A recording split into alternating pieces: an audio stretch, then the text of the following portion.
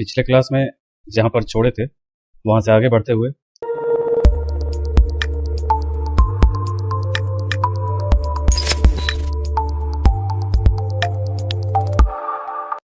अगला प्रश्न है कि निम्नलिखित में से किस अधिवेशन में कांग्रेस ने पहली बार भारतीय रियासतों के प्रति अपनी नीति घोषित की थी? यह है नागपुर अधिवेशन। अगला प्रश्न है कि निम्नलिखित कथनों में से कौन सा या से सत्य है?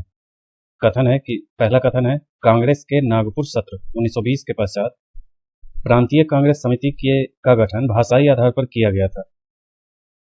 और बी है कि 1948 ईस्वी में कांग्रेस ने भाषाई आधार पर प्रांतों के गठन की मांग को अस्वीकार कर दिया। कौन सा सत्य है? तो ये दोनों सत्य हैं। अगला प्रश्न है 1922 में गया के इंडियन नेशनल कांग्रेस के अधिवेशन के अध्यक्ष कौन थे? चितरंजन दास। निम्नलिखित में से किसने अखिल भारतीय हरिजन सेवक संघ की 1932 में स्थापना की? महात्मा गांधी।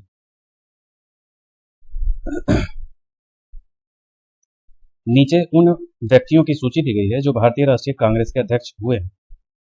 तथ्यानुसार उन्हें क्रमबद्ध कीजिए। महात्मा गांधी, जवाहरलाल नेहरू, वल्लभ भाई पटेल, सरोजिनी नायडू। इसमें देखें, महात्मा गांधी 1924 में बेलगाम अधिवेशन, सरोजिनी नायडू 1925 कानपुर में भारतीय राष्ट्रीय कांग्रेस का 40वां वार्षिक अधिवेशन,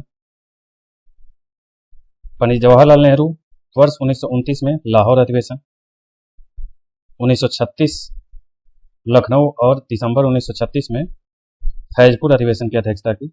यानी कि नेहरू जी 3 अधिवेशन की अध्यक्षता की, 29, 36 और 1936 का अप्रैल का लखनऊ अधिवेशन विशेष अधिवेशन है, दिसंबर वाला वार्षिक अधिवेशन है। कांग्रेस का जो भी वार्षिक अधिवेशन होता है हमेशा दिसंबर में हुआ करता है। उसके अलावा जो भी महीना आपको आए वो विशेष अधिवेशन कहा जाता है। और पटेल बने थे 1931 में कराची अधिवेशन। अगला है कि भारतीय राष्ट्रीय कांग्रेस के 1924 के अधिवेशन में महात्मा गांधी द्वारा एक बार अध्यक्षता की गई। वो अधिवेशन कहाँ हुआ था? तो यह है बेलगांव। महात्मा गांधी का वही प्रश्न पूछा गया है, कब और कौन सा अधिवेशन है। महात्मा गांधी ने कौन सा अधिवेशन, यही फिर से रिपीटेड सवाल है। अगला है कि अध्यक्ष और कांग्रेस की सभा इन्हें मैच करना है। तो मोतीलाल नेहरू अमृतसर अधिवेशन 1919, सरोजिनी नायडू 1925 कानपुर, डॉक्टर राजेंद्र प्रसाद 1934 बम्बई और डॉक्टर अबुल कलाम आजाद रामगढ़ अधिवेशन 1940। उत्तर प्रदेश के विभिन्न स्थानों में आयोजित भारतीय राष्ट्रीय कांग्रेस के अधिवेशन के संदर्भ में सूची 1 और सूची 2 के साथ सुमेलित कीजिए तथा नीचे दिए गए कूट का प्रयोग करते हुए सही उत्तर का चयन कीजिए। तो ये मिलाना है। तो देखें, मेरठ अधिवेशन 1946, कानपुर अधिवेशन 1925, लखनऊ अधिवेशन 1916 और बनारस अधिवेशन 1905। अगला है निम्न में से किस भारतीय राष्ट्रीय कांग्रेस के अधिवेशन में जवाहरलाल नेहरू ने समाजवाद को भारत की समस्याओं का हल करने की कुंजी बताया? यह है लखनऊ अधिवेशन 1936। 1938 के भारतीय राष्ट्रीय कांग्रेस के हरिपुरा अधिवेशन की अध्यक्षता ये सुभाष चंद्र बोस। 38 के भारतीय राष्ट्रीय कांग्रेस के अध्यक्ष कौन? सुभाष चंद्र बोस। सबसे कम आयु में भारतीय राष्ट्रीय कांग्रेस के अध्यक्ष अबुल कलाम आजाद।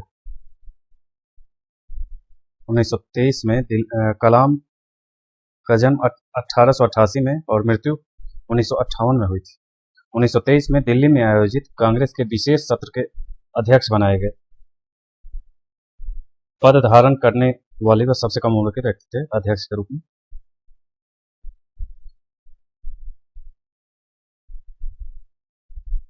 चलिए अगला सवाल, कांग्रेस के अध्यक्ष और अधिवेशन, इसमें भी वही याद करना। हरिपुरा अधिवेशन 1938 सुभाष चंद्र बोस, नासिक अधिवेशन 1950 पुरुषोत्तम दास टंडन, मद्रास अधिवेशन 1927 M.A. अंसारी, कानपुर अधिवेशन 1925 सरोजिनी नायडू।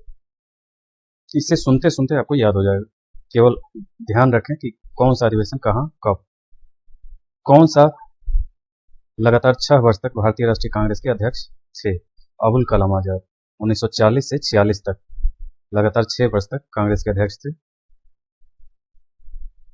आजादी के बाद लंबे कार्यकाल वाले अध्यक्ष इस प्रकार थे: इंदिरा गांधी 1978 से 84 तक, राजीव गांधी 85 से 91 तक और सोनिया गांधी 98 से 2017 तक सबसे लंबा कार्यकाल, और 2019 से वर्तमान तक यानी कि पिछले साल 2 साल पहले तक सोनिया गांधी रही है। तो सबसे लंबा कार्यकाल टोटल में आज़ादी के पहले और बाद वाले मिला देंगे तो सोनिया गांधी सबसे लंबा कार्यकाल है। जब भारत स्वतंत्र हुआ उस समय कांग्रेस के अध्यक्ष कौन थे? ये जेबी कृपलानी। जब भारत स्वतंत्र हुआ उस समय जेबी कृपलानी नवंबर 1946 मेरठ में अध्यक्ष चुना गया था तथा वे आजादी के समय भी अध्यक्ष रहे। 55वें अधिवेशन दिसंबर 1948 जयपुर की अध्यक्षता पट्टाभी सीतारमैया ने की थी। यानी आजादी के बाद वाला जो 48 का अधिवेशन हुआ था उस समय पट्टाभी सीतारमैया थे, बाकी समय आजादी के पूरे दौर में ये जेबी कृपलानी थे, और उससे पहले 46 तक अबुल कलाम आजाद थे, 6 वर्ष तक। ये तीनों सीक्वेंस में याद रखिए। भारत के विभाजन के समय भारतीय राष्ट्रीय कांग्रेस का अध्यक्ष कौन था? जेबी कृपलानी। जनगण मन पहली बार किस अवसर पर गाया गया था? भारतीय राष्ट्रीय कांग्रेस के अधिवेशन 1911। अगला प्रश्न है, भारतीय राष्ट्रीय कांग्रेस का अंतिम अधिवेशन जिसमें तिलक भाग लिए थे, यह है अमृतसर अधिवेशन 1919। 1 अगस्त 1920 को तिलक का देहांत हो गया था, यानी कि गांधी जी 1915 में आए थे, लगभग 5 वर्ष उनके साथ काम किए हैं। अगला कांग्रेस के गरम दल और नरम दल पे चैप्टर है।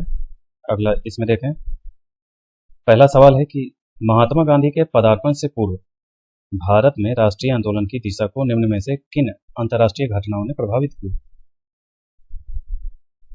तो ये चारों घटनाएं हैं। 1898 के इटली अबिसीनिया युद्ध, चीन का बॉक्सर आंदोलन, आयरलैंड का क्रांतिकारी आंदोलन, रूस जापान युद्ध में जापान की विजय, इन सभी ने प्रभावित किया था। अगला सवाल है, कांग्रेस के नरम दल के नेताओं की आंदोलन की पद्धति क्या थी? राजवामबद्ध आंदोलन। कांग्रेस के नरम दल के नेताओं के आंदोलन की मुख्य पद्धति कॉन्स्टिट्यूशनल एजिटेशन, उसको हिंदी में रामवामबद्ध आंदोलन कहते हैं, अर्थात प्रशासन में भारतीयों की भागीदारी की मांग तथा जनता में राजनीतिक जागरूकता उत्पन्न करना। अगला प्रश्न है, निम्नलिखित में किस आंदोलन के कारण भारतीय राष्ट्रीय कांग्रेस का विभाजन हुआ जिसके परिणाम स्वरूप नरम दल और गरम दल का उद्भव हुआ? यह स्वदेशी आंदोलन। स्वदेशी आंदोलन के कारण ही गरम दल वाले पॉपुलर हुए थे। अगला है, अधिकतर नरमपंथी नेता थे शहरी क्षेत्रों से। नरमपंथी नेता यानी दादा भाई नौरोजी, फिरोज शाह मेहता, दिनसा वाचा, व्योमेश चंद्र बनर्जी, सुरेंद्र नाथ बनर्जी, ये सब शहरी क्षेत्र से थे और समृद्ध लोगों में से थे। अगला देखें, निम्नलिखित में से किसने 1904 से लगातार भारत को स्वशासन देने पर बल दिया? दादा भाई नौरोजी। 1905 में कांग्रेस के बनारस अधिवेशन में के अपने संदेश में भी स्वशासन की बात कही थी, और वर्ष 1906 में कांग्रेस अधिवेशन में अपने अध्यक्षीय भाषण में स्वराज की मांग रखी थी। तो ये पूरा पॉइंट ये आता है एग्जाम में, इसको याद रखिएगा। निम्न में कौन उग्रपंथी नहीं था? ये गोखले नहीं थे, ये नरमपंथी हैं। उग्रपंथी का मतलब गरम दल के। अगला है, इनमें से कौन उग्र राष्ट्रवाद के उल्लेखनीय नेताओं में से नहीं था? ये वही सवाल रिपीट हो रहा है। निम्नलिखित में से कौन उग्र राष्ट्रवादी नेता नहीं था? वही, किसने भारतीय राष्ट्रीय कांग्रेस पर प्रार्थना, याचना और विरोध की राजनीति करने का आरोप लगाया था? बाल गंगाधर तिलक। किसने भारतीय राष्ट्रीय कांग्रेस के विरुद्ध अनुनय, विनय और विरोध की राजनीति का दोष लगाया था? यह है तिलक। कांग्रेस की प्रार्थना और याचना की नीति अंततोगत्वा समाप्त हो गई, किसके? तिलक के नेतृत्व में। भारतीय राष्ट्रीय कांग्रेस को किसने भीख मांगने वाली संस्था कहा था? तिलक ने। भारतीय राष्ट्रीय आंदोलन गरमपंथियों के प्रभावाधीन आया 1906 के बाद। निम्न में से कौन सा नेता कांग्रेस के गरम दल से संबंधित था? गरम दल से संबंधित था अरविंद घोष।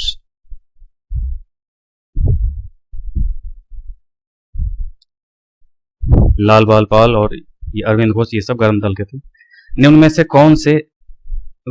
से कौन एक उग्रवादी था? बिपिन चंद्र पाल। राष्ट्रीय आंदोलन में निम्न में से किसको नरम दलीय के तौर पर नहीं जाना जाता था? यह तिलक। शेरे पंजाब के नाम से कौन मशहूर थे? लाला लाजपत राय। इन्हें पंजाब केसरी भी कहा जाता था। शेरे पंजाब और पंजाब केसरी दोनों इनका लाला लाजपत राय का नाम। निम्न में से कौन भारतीय राष्ट्रीय कांग्रेस में उदारवादियों से जुड़ा नहीं था? लाला लाजपत राय। बाकी उस दौर के सारे, चाहे नौरोजी हो या फिरोजा मेहता या गोखले या एस.एन. बनर्जी, सब लोग नरमपंथी थे। निम्न में से किस एक को लाला लाजपत राय ने अपना राजनीतिक गुरु माना था? ये मैजिनी। ये इटली के क्रांतिकारी और राष्ट्रपिता मैजिनी के जीवन वृत्त को पढ़ने के बाद उन्हें अपना राजनीतिक गुरु माना तथा बाद में उन्होंने मैजिनी के उत्कृष्ट रचना द ड्यूटीज ऑफ मैन का उर्दू में अनुवाद भी किया। ये काफी अच्छा पॉइंट है। उन्होंने मैजिनी, गैरिबाल्डी, शिवाजी और श्री कृष्ण की जीवनी लिखी। वे अमेरिका में कुछ समय के लिए रहे तथा वे केंद्रीय सभा के सदस्य भी निर्वाचित हुए। वे थे लाला लाजपत राय।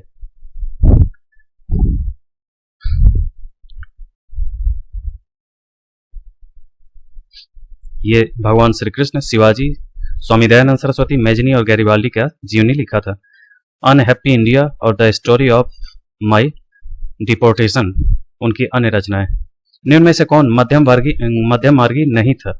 ये तिलक। निम्न में नेताओं में से कौन एक स्वदेशी के समर्थक थे? अरविंद घोष। किसे भारतीय अशांति के जनक के रूप में जाना जाता है? ये तिलक को कहा था वैलेंटाइन सिरोल। ये सिरोल ने, इसको देख लें, वैलेंटाइन सिरोल ने उन्हें भारत में अशांति का जन्मदाता कहा था। तिलक सिरोल पर मानहानि का मुकदमा चलाने के उद्देश्य से इंग्लैंड गए। यद्यपि वे मुकदमा हार गए, किंतु इसका उचित प्रभाव हुआ।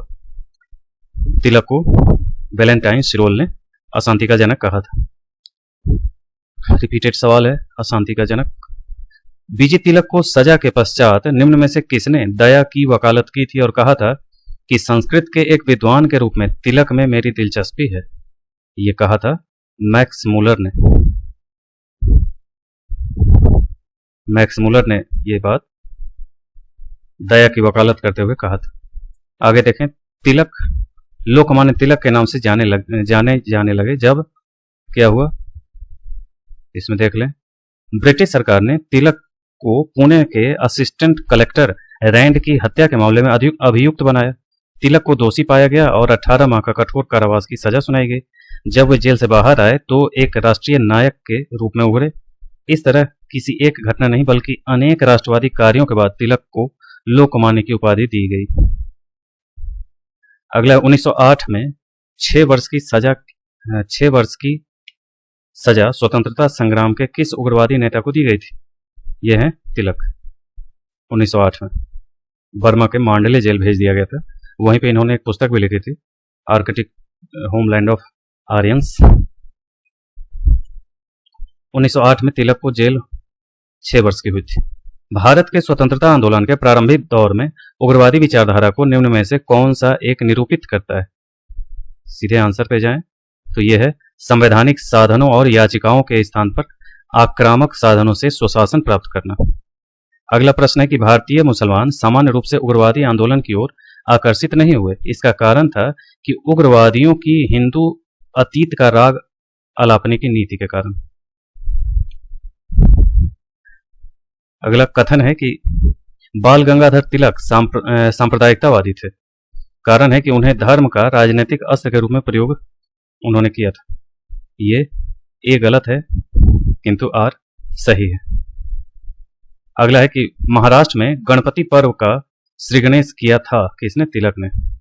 निम्नलिखित में से किसने महाराष्ट्र के गणपति उत्सव का ऐसा कायाकल्प किया कि वह एक राष्ट्रीय उत्सव हो गया और उसका स्वरूप राजनीतिक हो गया? तिलक ने। महात्मा गांधी के साथ निम्न मुसलमान में से किसने बाल गंगाधर तिलक की अर्थी उठाई थी? शौकत अली। 1 अगस्त 1920 को मृत्यु हुई। उनकी अर्थी को महात्मा गांधी के साथ मौलाना शौकत अली तथा डॉक्टर सैफुद्दीन किचलू ने उठाया था। मौलाना हसरत मोहानी ने उस समय शोक गीत पढ़ा था। ये है लाजवाब कैरेक्टर।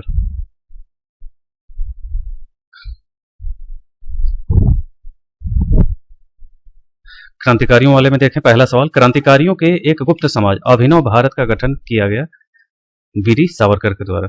1904 में नासिक में वीडी सावरकर के द्वारा 1899 में स्थापित मित्र मेला ही 1904 में अभिनव भारत बना।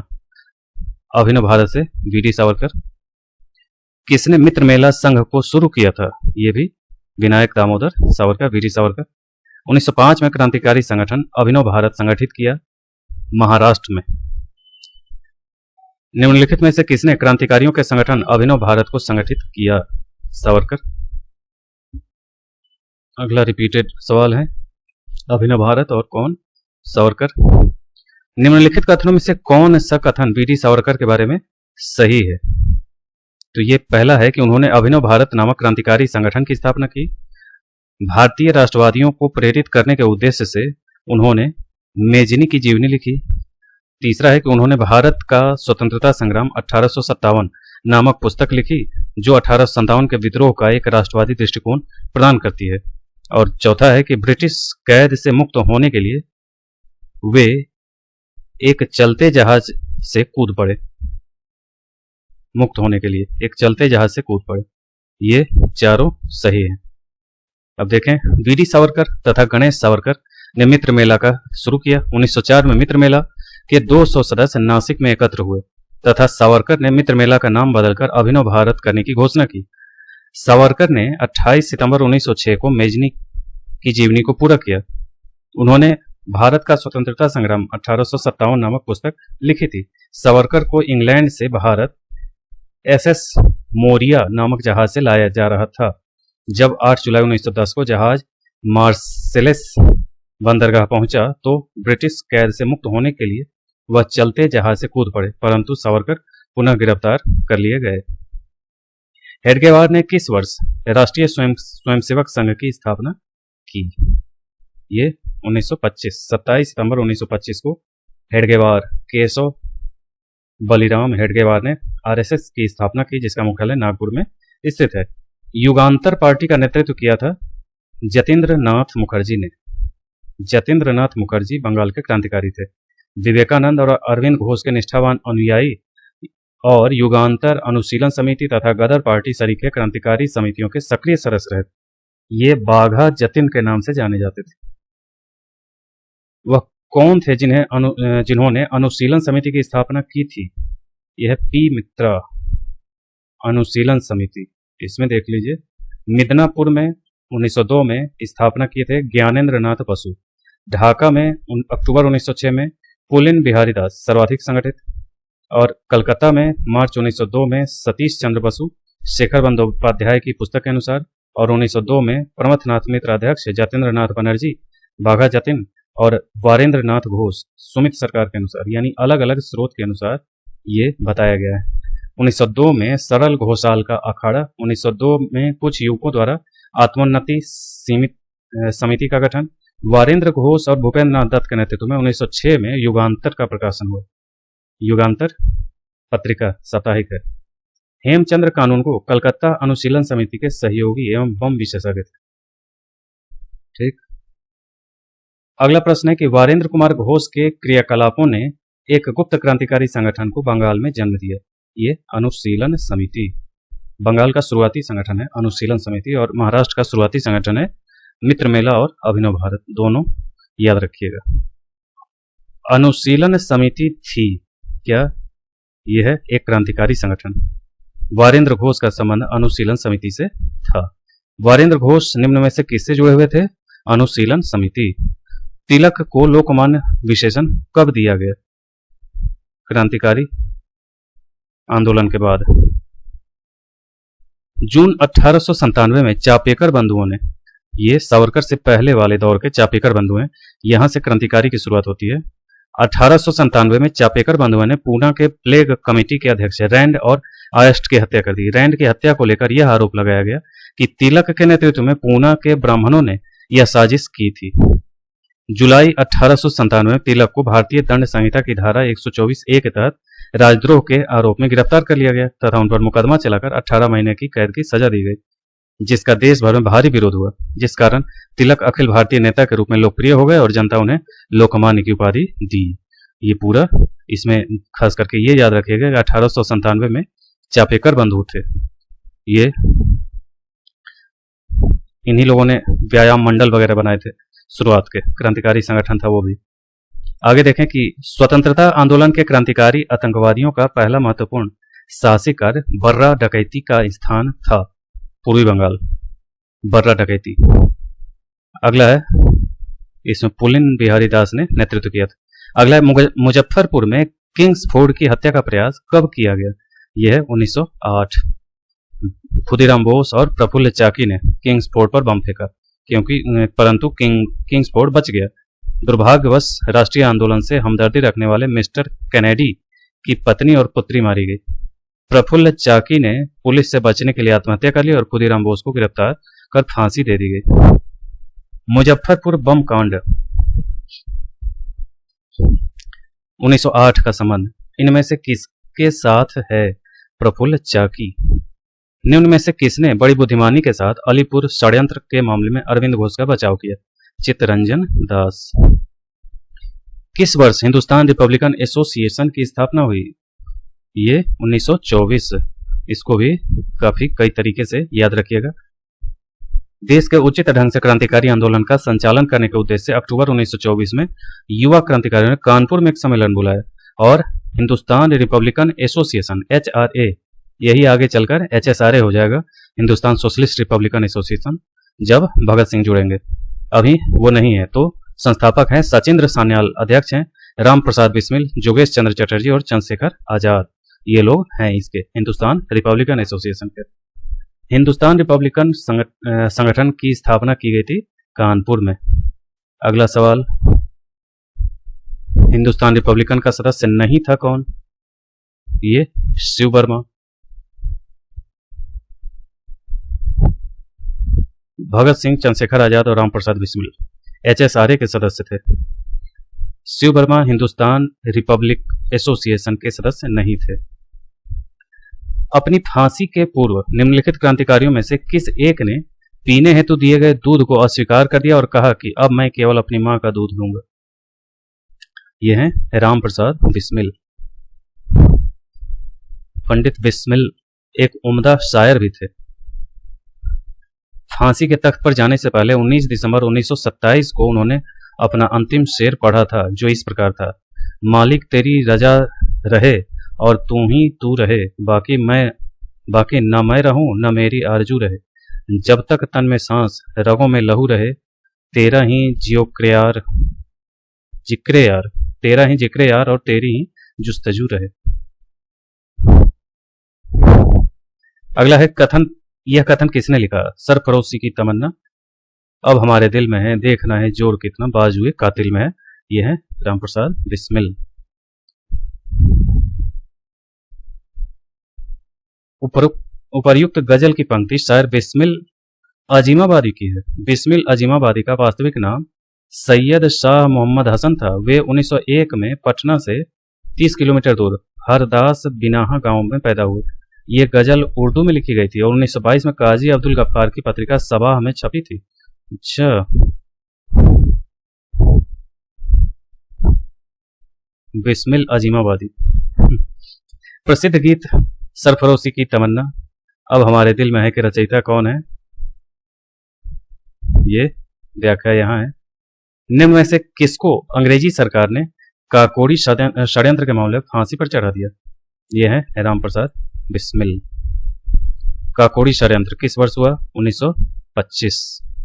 अगला प्रश्न, निम्नलिखित में से काकोरी कांड से जुड़ा कौन क्रांतिकारी मुकदमे से बच निकला था? चंद्रशेखर आजाद। ये कभी पकड़ में नहीं आए। वह कौन था जो काकोरी षड्यंत्र कांड में फांसी की सजा से बच गया था? यह वही है, रिपीटेड सवाल है। काकोरी ट्रेन डकैती कांड में किन क्रांतिकारियों को फांसी की सजा दी गई थी? यह है राम प्रसाद बिस्मिल और अशफाकुल्ला खां। अशफाकुल्ला। निम्नलिखित में से कौन काकोरी कांड से संबंधित नहीं था? सूर्यसेन नहीं थे, ये बंगाल के सूर्यसेन है। मास्टर दा निम्नलिखित क्रांतिकारियों में कौन काकोरी षड्यंत्र केस से जुड़ा नहीं है? ये भगत सिंह। कौन काकोरी कांड मुकदमे में सरकारी वकील थे? जगत नारायण मुल्ला। कौन एक 1924 के कानपुर षड्यंत्र मामले में शामिल नहीं है? M.A. अंसारी। कानपुर षड्यंत्र कम्युनिस्ट आंदोलन की शक्ति और बढ़ते प्रभाव को रोकने के लिए कानपुर में एक षड्यंत्र का आधार बनाकर कम्युनिस्टों पर मुकदमा चलाया गया था। यह मुकदमा कानपुर षड्यंत्र के नाम से प्रसिद्ध है। इसमें M.N. रॉय, श्रीपाद अमृत डांगे, नलिनी गुप्ता, मुजफ्फर अहमद, शौकत उस्मानी, गुलाम शौकत हुसैन, रामचरण लाल शर्मा और सिंगार बेलू चेट्टियार पर मुकदमा चला। ये सारे नाम महत्वपूर्ण हैं। कानपुर षड्यंत्र केस याद रखना है। किसने कहा था दरों दीवार पे हसरत की नजर करते हैं, खुश रहो अहले वतन हम तो सफर करते हैं? वाजिद अली शाह की पंक्ति है। दरों दीवार पे हसरत की नजर करते हैं, खुश रहो अहले वतन हम तो सफर करते हैं। यह उक्त पंक्ति अवध के आखिरी नवाब वाजिद अली शाह की है। जेल में बंदी रहने के दौरान तथा फांसी दिए जाने पर किया गया था इस नज्म का प्रयोग। हिंदुस्तान सोशलिस्ट रिपब्लिकन एसोसिएशन गठित की गई थी किसके द्वारा? चंद्रशेखर आजाद के द्वारा। चंद्रशेखर आजाद और भगत सिंह ये फिरोज शाह कोटला मैदान में इसकी स्थापना हुई थी 1928 में। ये काफी फेमस है।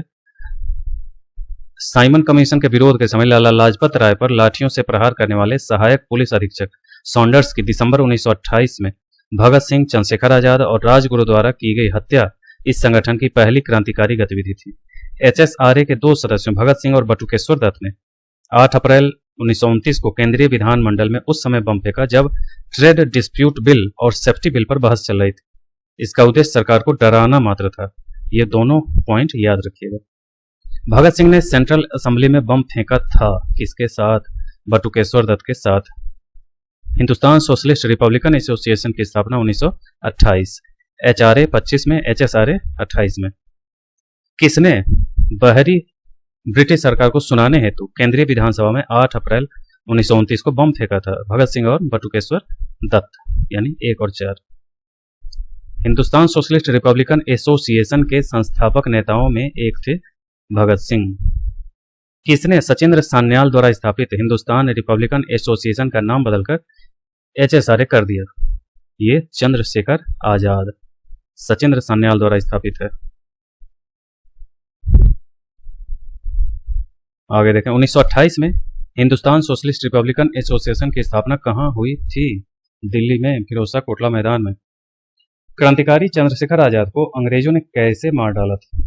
ये मुठभेड़ में गोलियों से। अंग्रेजों ने नहीं मारा था, इन्होंने स्वयं को मार लिया था। इनकलाब जिंदाबाद का नारा किसने दिया था? ये भगत सिंह। इनकलाब जिंदाबाद का नारा मौलवी हसरत मोहानी द्वारा लिखा गया था, जबकि भगत सिंह ने इसे लोकप्रिय बनाया था। मौलवी हसरत मोहानी। इनकलाब जिंदाबाद किसने दिया? भगत सिंह ने। ऑप्शन के आधार पर इनकलाब जिंदाबाद का नारा किससे जुड़ा हुआ है? भगत सिंह। सरकार के विरोध में असेंबली में बम फेंकने के समय भगत सिंह की उम्र क्या थी? यह 21 साल से थोड़ा ज्यादा। इनका जन्म 1907 में हुआ था और 29 में बम फेंका था। इस प्रकार बम फेंकते समय 21 वर्ष से कुछ ज्यादा उम्र थी और 23 मार्च 1931 को भगत सिंह को फांसी दे दी गई। भगत सिंह, सुखदेव और राजगुरु को फांसी 23 मार्च 1931। भगत सिंह का स्मारक कहाँ स्थित है? फिरोजपुर। फिरोजपुर में शहीद भगत सिंह स्मारक स्थित है, जहां प्रतिवर्ष 23 मार्च को हजारों लोग श्रद्धांजलि अर्पित करते हैं। लाहौर षड्यंत्र कांड में निम्न में से किस क्रांतिकारी को फांसी नहीं हुई?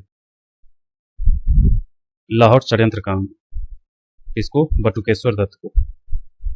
गवर्नर जनरल द्वारा गठित विशेष ट्रिब्यूनल ने अक्टूबर 1930 में भगत सिंह, राजगुरु और सुखदेव को मौत की सजा सुनाई। 23 मार्च 1931 को भारत मां के इस अमर सपूतों को फांसी दे दी गई, जबकि बटुकेश्वर दत्त को काला पानी की सजा देकर सेल्युलर जेल अंडमान भेज दिया गया था। अच्छा, भगत सिंह, सुखदेव, राजगुरु को किस केस में फांसी की सजा सुनाई गई? लाहौर षड्यंत्र केस। भगत सिंह के साथ और कौन दो थे? भगत सिंह, सुखदेव और राजगुरु। लाहौर षड्यंत्र मामले की परिणति किसकी फांसी हुई? भगत सिंह, सुखदेव और राजगुरु की फांसी। भारतीय स्वतंत्रता के लिए फांसी पाने वाले प्रथम रिकॉर्डेड मुसलमान का नाम बताइए। अशफाक उल्लाह खान। भारतीय स्वतंत्रता के लिए फांसी पाने वाले पहले रिकॉर्डेड मुसलमान, इससे सवाल करते हैं। उन्हें काकोरी षड्यंत्र केस में फैजाबाद जेल में 19 दिसंबर 1927 को 27 वर्ष की उम्र में फांसी दी गई। जन्म 1900 में शाहजहांपुर यूपी में हुआ था। अगला प्रश्न, नीचे कुछ मुकदमों की सूची दी गई है, अंत में दिए गए कूट का प्रयोग करिए और तथ्यानुसार क्रम लगाइए। तो ये डेट आपको याद होना चाहिए, सीधे चलें डेट पर। लाहौर का प्रथम षड्यंत्र मुकदमा गदर आंदोलन के बाद 1916 में।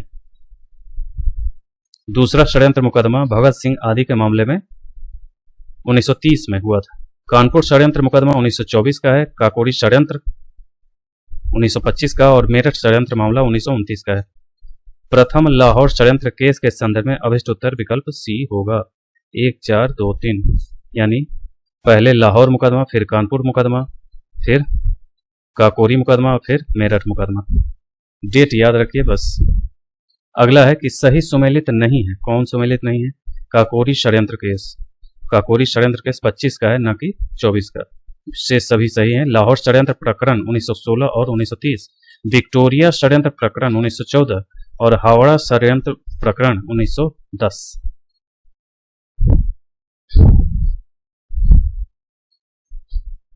अगला प्रश्न, कौन सही सुमेलित नहीं है? नासिक षड्यंत्र केस रास बिहारी बोस, ये सही सुमेलित नहीं है।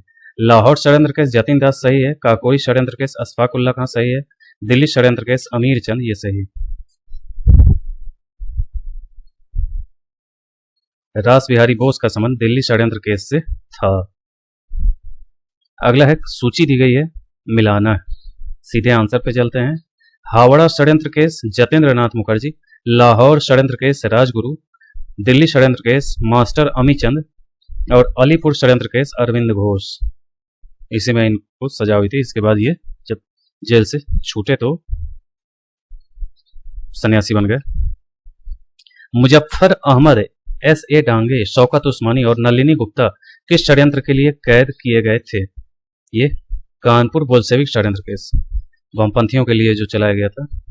अगला है कि निम्न में से किसने प्रसिद्ध चटगांव शस्त्रागार पर धावा आयोजित किया था? यही है सूर्यसेन, मास्टर दा। इसी की बात अभी हुई थी। चटगांव षड्यंत्र छापामारी की योजना बनाई गई थी सूर्यसेन के द्वारा। चटगांव आर्मरी रेड से संबंधित था सूर्यसेन। स्वतंत्रता संग्राम के सबसे कम आयु के शहीद खुदीराम बोस। देखें, 1889 में जन्म है और 1908 में फांसी है। यानी 18 वर्ष 8 माह 8 दिन के थे, यानी पूरा 19 वर्ष के भी नहीं थे। सुखदेव 24 वर्ष के थे, अशफाक उल्लाह खां 27 वर्ष के थे और भगत सिंह अभी देखे थे, भगत सिंह 21 वर्ष से थोड़ी ज़्यादा, यानी लगभग 22 वर्ष के थे।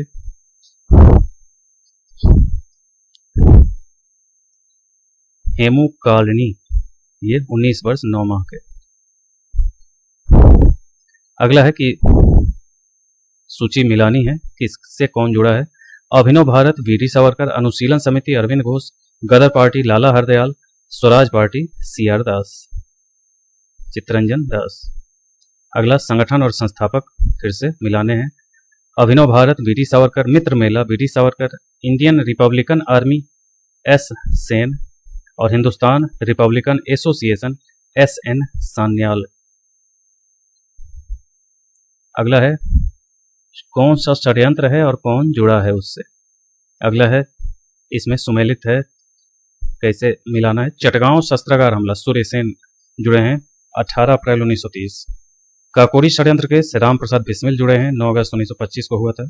लाहौर षड्यंत्र जतिन दास जुड़े हैं। लाहौर षड्यंत्र केस के अंतर्गत गिरफ्तार जतिन दास ने जेल में राजनीतिक बंदी का दर्जा प्राप्त करने के लिए भूख हड़ताल की। 63 दिन के भूख हड़ताल के बाद 13 सितंबर 1929 को उनकी मृत्यु हो गई। गदर पार्टी लाला हरदयाल जुड़े थे 1913 में है। जतिन दास किस आरोप में बंदी बनाए गए थे? लाहौर षड्यंत्र। जेल में भूख हड़ताल के कारण जिस स्वतंत्रता संग्राम सेनानी की मृत्यु हुई, अभी बताए, जतिन दास। अगला है, किस घटना से कौन जुड़े हैं? जतिन दास भूख हड़ताल, चंद्रशेखर आजाद मुठभेड़ के दौरान मृत्यु, भगत सिंह को फांसी, कल्पना दत्त आजीवन कारावास। अगला सूची मिलाना है फिर से। चटगांव आर्मरी रेड, कल्पना दत्त सूर्य सेन के साथ गिरफ्तार हुए जिन्हें आजीवन कारावास की सजा मिली। अभिनव भारत बीडी सावरकर। अनुशीलन समिति अरविंद घोष। कूका आंदोलन राम सिंह कूका। काकोरी केस के अभियुक्तों के बचाव हेतु किसकी अध्यक्षता में एक समिति गठित हुई थी? ये गोविंद वल्लभ पंत की अध्यक्षता में। काकोरी षड्यंत्र केस। योगेश चंद्र चटर्जी ने अपनी आत्मकथा इन सर्च ऑफ फ्रीडम में स्पष्ट लिखा है कि पंडित मोतीलाल नेहरू ने पंडित गोविंद वल्लभ पंत के नेतृत्व में काकोरी कांड बचाव समिति का गठन किया था। ठीक है। अगला है कि संघ है और उनके संस्थापक बताने हैं, तो सीधे आंसर पे चलते हैं। रिवोल्ट ग्रुप सूर्य सेन की। Hindustan Republican Association Ramprasad Bismil. Hindustan Socialist Republican Association Chandrashekhar Azad. Punjab Naujawan Bharat सभा भगत सिंह। अगला 1926 में गठित नौजवान सभा के प्रारंभिक सदस्य कौन नहीं है? ये अंबिका चक्रवर्ती। बाकी भगत सिंह, छबिलदास, यशपाल, ये लोग थे। रामचंद्र, भगवती चरण बोहरा, ये सब 1926 में भगत सिंह के साथ नौजवान सभा में थे। अगला है कि नीचे संगठनों की एक सूची दी गई है। सूची के अनुसार कूट का प्रयोग करते हुए क्रांतिकारी गतिविधियों में लिप्त संगठनों का चयन कीजिए। ये अभिनव भारत और अनुशीलन समिति, यही दोनों हैं। इंडियन पेट्रियट एसोसिएशन और न्यू नेशनलिस्ट, ये सब नहीं है। निष्क्रिय विरोध के सिद्धांत का प्रतिपादन किसने किया? निष्क्रिय विरोध अरविंद घोष अपनी पुस्तक वंदे मातरम में किया था। उनका मानना था कि अंग्रेजों को भारत अविलंब छोड़ देना चाहिए। जब तक अंग्रेज ऐसा नहीं करते तब तक उनके विरुद्ध विरोध प्रदर्शन करते रहना चाहिए। ये अरविंद घोष का मानना है। निम्न कथनों पर विचार कीजिए कि नीचे दिए गए कूट का सही उत्तर चुनिए। पहला है कि सुभाष चंद्र बोस ने फॉरवर्ड ब्लॉक की स्थापना का गठन किया। Bhagat Singh Hindustan Republican Socialist Association के संस्थापकों में से थे। दोनों सही हैं। अगला है कि किस क्रांतिकारी की फांसी गोरखपुर जेल में हुई थी? ये हैं रामप्रसाद बिस्मिल। इसका ये सवाल भी काफी पूछा जाता है, इसको सुन लीजिए। काकोरी कांड 9 अगस्त 1925 को घटित हुआ। 29 भारतीय क्रांतिकारी पकड़े गए। इनमें रामप्रसाद बिस्मिल, अशफाक उल्लाह, रोशन सिंह, राजेंद्र लाहिड़ी पे मुकदमा चलाया गया और फांसी दे दी गई। रामप्रसाद बिस्मिल को गोरखपुर जेल में, राजेंद्र लाहिड़ी को गोंडा में, रोशन सिंह को इलाहाबाद में और अशफाक उल्लाह खां को फैजाबाद में फांसी दी गई। ये जगह याद रखिएगा। रामप्रसाद बिस्मिल गोरखपुर, राजेंद्र लाहिड़ी गोंडा, रोशन सिंह इलाहाबाद, अशफाक उल्लाह खां फैजाबाद, इन सबको अलग अलग जगह पर फांसी दी गई थी। काकोरी षड्यंत्र केस में प्रधान आरोपी पंडित रामप्रसाद बिस्मिल को उत्तर प्रदेश के किस शहर में फांसी दी गई? रामप्रसाद बिस्मिल, इनको गोरखपुर जेल में। अगला प्रश्न है कि निम्न में से किस कारागार में पंडित रामप्रसाद बिस्मिल को फांसी दी गई? तो यह है गोरखपुर जेल। किस क्रांतिकारी नेता ने कलकत्ता के क्रूर पुलिस चार्ल्स टेगार्ट की हत्या का प्रयास किया था? गोपीनाथ साहा। अगला है कि किस महिला क्रांतिकारी ने दीक्षांत समारोह में अपनी उपाधि डिग्री ग्रहण करते समय अंग्रेज गवर्नर यानी कुलपति पर गोली चलाई थी? बीना दास। ये काफी फेमस घटना है। 1932 में बीना दास ने दीक्षांत समारोह में उपाधि ग्रहण करते समय बहुत नजदीक से गवर्नर पर गोली चलाई। किसने कहा था कि आलोचना और षड्यंत्र किसने कहा था आलोचना और स्वतंत्र चिंतन एक क्रांतिकारी की दो विशेषताएं? यह है भगत सिंह। लाठी क्लब की स्थापना निम्नलिखित में से किसने की थी? यह है तिलक। लाठी क्लब, हिंदू अखाड़ा, गणपति महोत्सव, शिवाजी महोत्सव, ये सब इन्हीं का काम है। विश्व युद्धों के बीच वर्षों में भारत में सक्रिय क्रांतिकारी आंदोलन के संबंध में निम्नलिखित में से कौन सा सत्य है? तो ये भगत सिंह नौजवान भारत सभा के संस्थापक थे। केवल ये सही है, बाकी पढ़ने की जरूरत नहीं है, कंफ्यूज हो जाएंगे। तो आज यहीं तक रखते हैं। भारत के बाहर की गतिविधियों को अगले क्लास में देखेंगे। आज के लिए इतना ही, धन्यवाद।